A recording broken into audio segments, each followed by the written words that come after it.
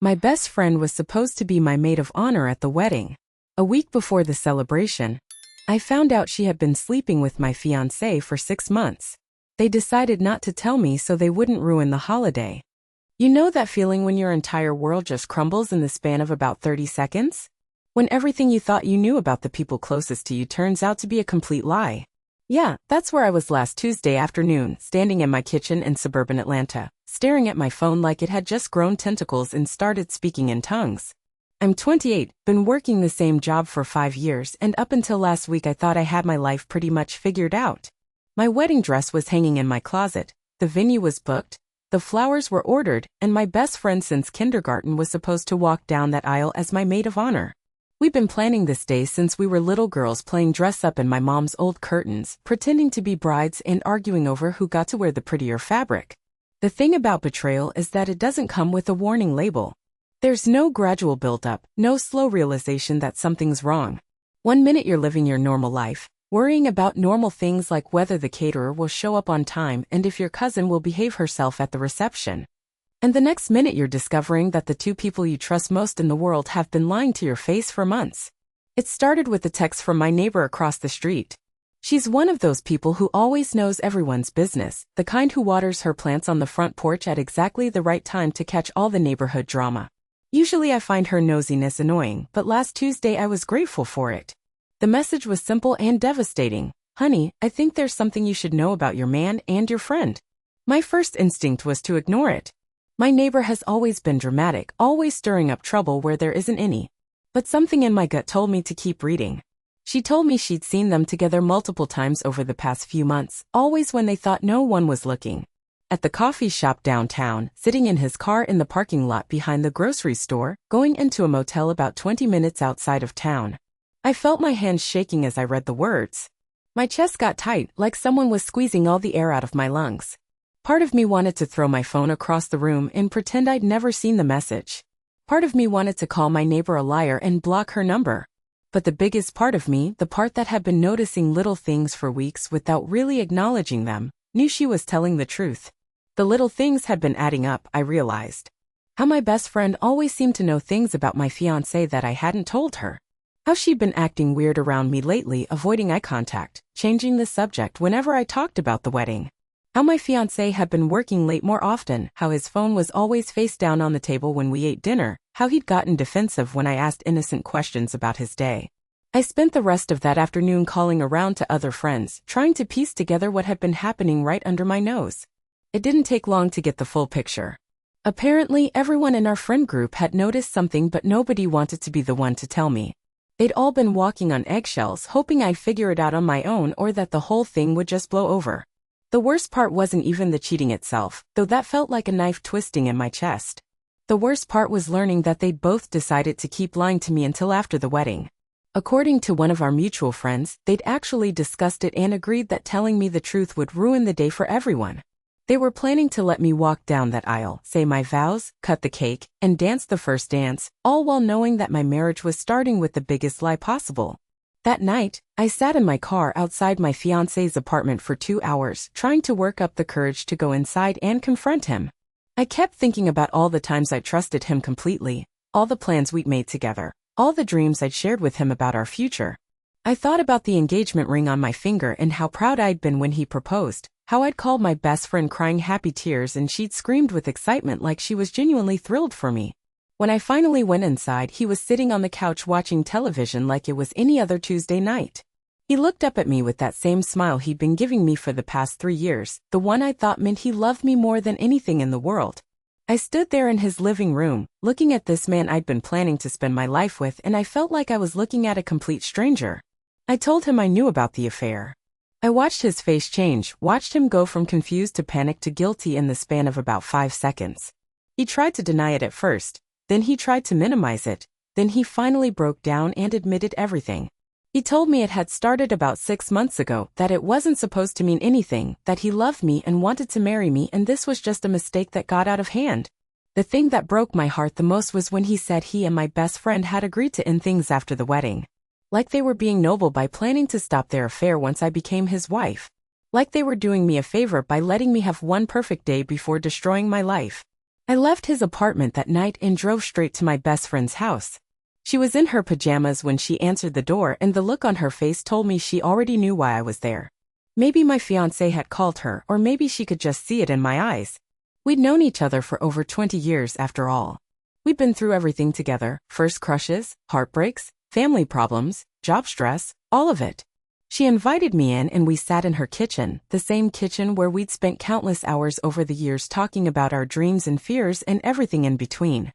She cried when she admitted to the affair, told me she never meant for it to happen, that she'd been trying to figure out how to tell me for months. She said she'd been planning to confess everything after the honeymoon, that she couldn't live with the guilt anymore. I left her house that night feeling more alone than I'd ever felt in my life.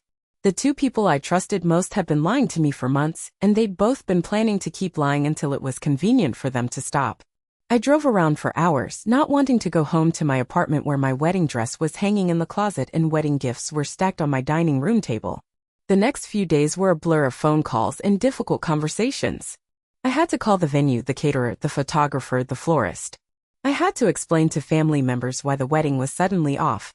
I had to figure out what to do with all the gifts people had already given us, how to return the dress, whether I could get any of our deposits back. My mom flew down from North Carolina to help me deal with everything. She'd never been my fiancé's biggest fan, always said there was something about him she didn't trust, though she'd never said exactly what. She spent 3 days helping me make phone calls and pack up all the wedding stuff, and she never once said, "I told you so," even though I could see it in her eyes. The hardest part was explaining to people why the wedding was canceled. Some family members were angry, some were sympathetic, some were confused. A few people suggested I should try to work things out, that maybe counseling could help, that everyone makes mistakes. But I knew there was no coming back from this. It wasn't just about the cheating, it was about the lying, the planning to keep lying, the complete disrespect for my feelings and my right to make my own choices about my life. My best friend tried to contact me several times in those first few days. She sent long text messages apologizing, tried calling, even showed up at my apartment once. I couldn't bring myself to talk to her. Every time I looked at her, all I could think about was how she'd hugged me when I got engaged, how she'd helped me pick out wedding favors, how she'd been planning her maid of honor speech while sleeping with my fiancé behind my back. My fiancé was more persistent. He called constantly, sent flowers, wrote letters explaining how sorry he was and how much he wanted to fix things. He told everyone who would listen that he'd made a terrible mistake, that he loved me more than anything, that the affair was meaningless and he'd do anything to win me back. Part of me wanted to believe him, wanted to go back to the way things were before I knew the truth. But I couldn't stop thinking about how easily he'd lied to me, how he'd looked me in the eye every day for months while carrying on with my best friend. Update 1. It's been 3 weeks since I found out about the affair and canceled the wedding. I thought I should update because some people have been asking how I'm doing, and honestly, it's been a roller coaster. The first thing that happened was that I had to deal with all the practical stuff. Returning wedding gifts was more complicated than I expected because some people had shipped things directly from stores, some had given cash, and some had made donations to charity in our names. I ended up having to create a spreadsheet to keep track of everything. My mom helped me write thank you notes explaining that the wedding was canceled and that we were returning their gifts. It was embarrassing and exhausting, but it had to be done. The financial hit was pretty significant. We lost most of our deposits for the venue, the caterer, and the photographer. The dress was non-returnable because it had been altered to fit me. I ended up selling it online for about a third of what I paid for it to a bride who was my size. It felt weird watching a stranger try on the dress I dreamed of wearing, but at least someone got some use out of it. Work has been strange because several of my coworkers had been invited to the wedding. They all knew something had happened, but I didn't want to get into the details with everyone. I ended up telling my boss that there had been a family emergency and that's why I needed to take some time off to deal with personal matters. Most people have been respectful and haven't pushed for details, but I can tell they're curious. The hardest part has been the loneliness. I didn't realize how much of my social life revolved around my fiancé and my best friend until they were both gone. A lot of our mutual friends have been awkward around me, not knowing what to say or which side to take. Some have stopped inviting me to things because they don't want to deal with the drama. Others have been overly sympathetic in a way that feels almost pitying. I've been staying busy by reorganizing my entire apartment. I packed away all the couple photos, the engagement gifts, anything that reminded me of the life I thought I was going to have. I rearranged all the furniture, bought new bedding, and painted my bedroom a completely different color. It sounds silly, but changing my physical space has helped me feel like I'm starting fresh. My mom suggested I should consider moving back to North Carolina to be closer to family, but I don't want to feel like I'm running away. I've built a life here in Georgia, and I'm not going to let their betrayal chase me out of my home. Besides, I like my job, I have some good friends here who aren't connected to this mess, and I've always loved living in Atlanta. The thing that's been surprising me is how angry I am. I thought I'd be more sad than angry, but most days I wake up furious. I'm angry at both of them for lying to me, angry at our mutual friends for not telling me what was happening, angry at myself for not seeing the signs sooner. I'm angry that they stole months of my life, that they made me look like a fool, that they were planning to let me marry him while knowing our relationship was built on lies. I've been channeling that anger into productive things. I deep cleaned my entire apartment, organized all my finances, updated my resume, and started looking into taking some classes to advance my career. I figured if I was going to be starting over, I might as well make some improvements to my life while I was at it. My ex-fiancé has finally stopped trying to contact me after I blocked him on everything and told him through a mutual friend that if he didn't leave me alone, I'd consider it harassment. My former best friend is still trying to reach out occasionally, but less frequently than before. She sent me a long letter last week apologizing again and explaining her side of things, but I threw it away without reading the whole thing. I'm not ready to hear her explanations, and I'm not sure I ever will be. One thing that's been helpful is that I've been reconnecting with some old friends who weren't part of that social circle. I reached out to some college friends and a few people I used to work with, and it's been nice to spend time with people who don't know all the drama and just want to hang out and have fun. It's reminded me that I had a life and an identity before this relationship, and I can have one again. I've also been trying new things that I never did when I was with my ex. He never liked trying new restaurants or going to cultural events, so I've been exploring all the things I missed out on. I've been to 3 art galleries, tried 5 new restaurants, and signed up for a pottery class that starts next month. It's been surprisingly fun to make decisions based only on what I want to do, without having to consider someone else's preferences. People keep asking me if I think I'll ever be able to trust someone again, and honestly, I don't know. Right now the idea of dating feels impossible. I can't imagine meeting someone new and not wondering if they're lying to me about something important. But I'm hoping that with time, I'll be able to build up that trust again. I don't want to spend the rest of my life being suspicious of everyone I meet. Update 2. It's been 2 months since my last update, and I have some pretty shocking news to share. I found out that my ex-fiancé and former best friend didn't end up together after all. In fact, their relationship fell apart almost immediately after I found out about it, and the reason why changes everything I thought I knew about the situation. Last week, I ran into one of our mutual friends at the grocery store. We hadn't talked since everything happened because she'd been friends with all 3 of us and didn't want to get involved in the drama. But when she saw me, she looked really uncomfortable and said she had something she needed to tell me. We ended up sitting in her car in the parking lot for over an hour while she explained what had really been going on. It turns out that my former best friend had been the one pursuing my ex-fiancé, not the other way around like I'd assumed. According to our friend, she'd been jealous of my relationship for years and had been systematically trying to sabotage it. She'd been planting seeds of doubt in his mind about whether I was really the right person for him, telling him that I'd been talking about other guys, making him feel insecure about our relationship. But here's the part that really shocked me. She'd been planning to break us up from the very beginning. The affair wasn't some spontaneous thing that got out of hand. She'd been deliberately seducing him for months, working on him slowly until he gave in. She'd convinced him that I didn't really love him, that I was only marrying him because I was getting older and felt like I had to settle down. The most manipulative part was that she'd been the one pushing for them to wait until after the wedding to tell me. She'd convinced him that it would be kinder to let me have my perfect day and then deal with the truth later. But according to our friend, she'd actually been planning to tell me about the affair right after the honeymoon, when I'd be most devastated and least likely to try to save my marriage. Once I canceled the wedding and they were both exposed, their relationship completely fell apart. Without the thrill of sneaking around and the shared secret, they realized they didn't actually have anything in common. My ex-fiancé apparently became disgusted with her manipulation and ended things immediately. He told our friend that he felt like he'd been played, that she'd used his insecurities against him to get what she wanted. Learning all this has been overwhelming in ways I didn't expect. On one hand, I'm relieved to know that my ex wasn't just some heartless cheater who decided to betray me for fun. It sounds like he was manipulated and taken advantage of, even though he still made the choice to go along with it. On the other hand, I'm horrified to learn that someone I'd considered my closest friend had been actively working to destroy my happiness for months, maybe even years. I've been trying to process what this means for how I feel about both of them. I'm still angry at my ex-fiancé for not being strong enough to resist her manipulation, for lying to me, for going along with her plan to deceive me until after the wedding. But I also feel sorry for him in a way I didn't before. He was being manipulated by someone who knew exactly how to push his buttons, someone who'd been watching our relationship closely enough to know his weaknesses. As for my former best friend, I don't even know what to call what I'm feeling. It's beyond anger, beyond hurt. It's a kind of horror at realizing that someone I trusted completely was actually working against me. I keep thinking back over our friendship, wondering how long she'd been jealous, how many times she'd given me advice that was actually meant to harm me, how many of our conversations had been her gathering information to use against me later. The friend who told me all this said that my former best friend has been trying to reach out to other people in our social circle, trying to control the narrative about what happened. She's apparently been telling people that she and my ex-fiancé were truly in love, that they couldn't help themselves, that it was a romantic tragedy that I couldn't understand. But now that people know the truth about her manipulation, most of them want nothing to do with her either.